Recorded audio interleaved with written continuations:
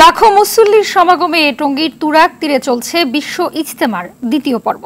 দিল্লির নিজামউদ্দিন মারকাজের সাদ আহমদ কান্ধলবির অনুসারীদের ব্যবস্থাপনায় অনুষ্ঠিত হতে যাচ্ছে এবারের আসর। দেশের বিভিন্ন জেলা থেকে মুসল্লিরা সমবেত হয়েছেন সৃষ্টিকর্তার নৈকট্য লাভের আশায়। সকালে ফজরের নামাজের পর শুরু হয় আম বয়ান, এরপর খিত্তায় খিত্তায় চলে তালিম। এবারের ইজতেমাতেও বিশ্বের বিভিন্ন দেশ থেকে মুসল্লিরা অংশ নিয়েছেন। দিনব্যাপী বয়ান শেষে তালিমের পর বাদ আসর যৌতুকবিহীন বিবাহ অনুষ্ঠিত হবে। আগামীকাল আখেরি মোনাজাতের মধ্য দিয়ে শেষ হবে ইজতেমার দ্বিতীয় বা শেষ পর্বের আসর।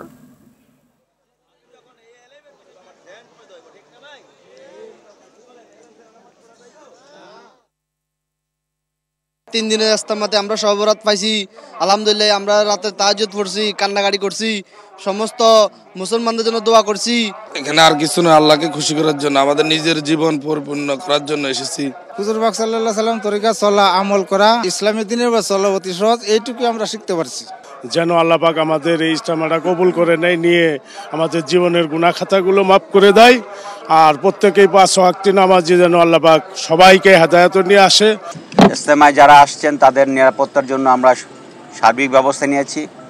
গতকালকে আপনারা শুনেছিলেন যে সামাজিক মাধ্যমে একটি ভাইরাল হয়েছে, এখানে আক্রমণ হতে পারে, জঙ্গি আক্রমণ হতে পারে।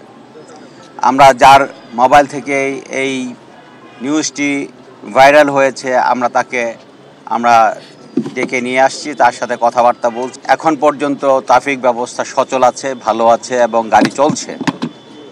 আমরা এই অবস্থাটি মোনাজাত পর্যন্ত রাখতে চাই।